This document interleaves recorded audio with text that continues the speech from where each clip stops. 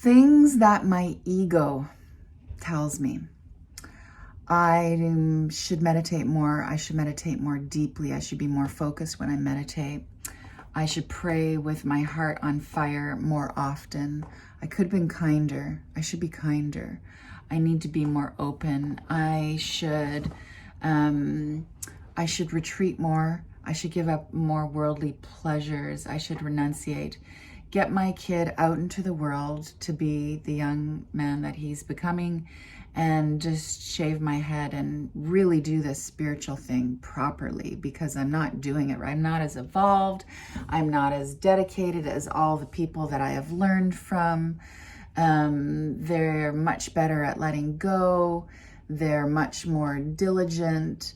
They are less attached to this illusion of this worldly life than I am, and therefore they are further along the path, more superior. Yeah. And on.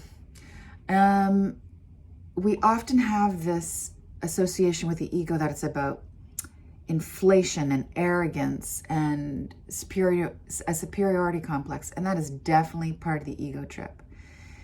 The ego in general is about keeping us asleep, trying to just build illusions on top of illusions that we're separate from our soul, that we're disconnected from each other, and that we're potentially going to be just annihilated from God.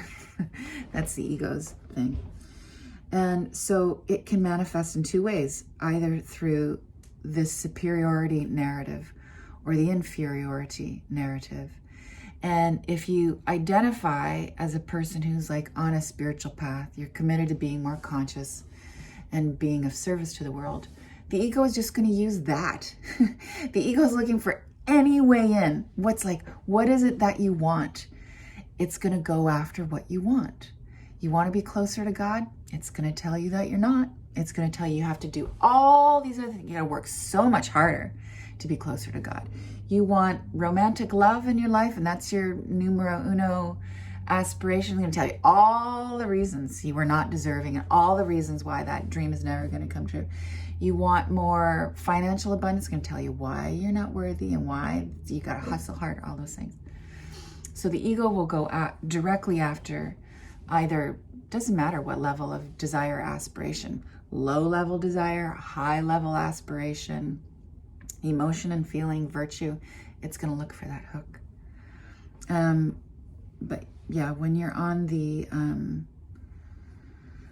path to like intentional awakening, it gets even, I find it really insidious and tricky. So my work is to, whenever that voice comes up that I'm not enlightened enough, I have to diligently rush in with compassion.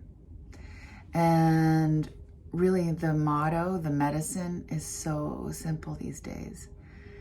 I'm doing the best that I can.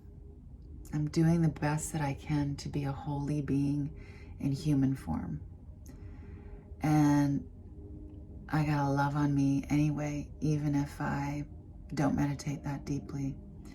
And if I meditate lightly, I celebrate that. Yeah.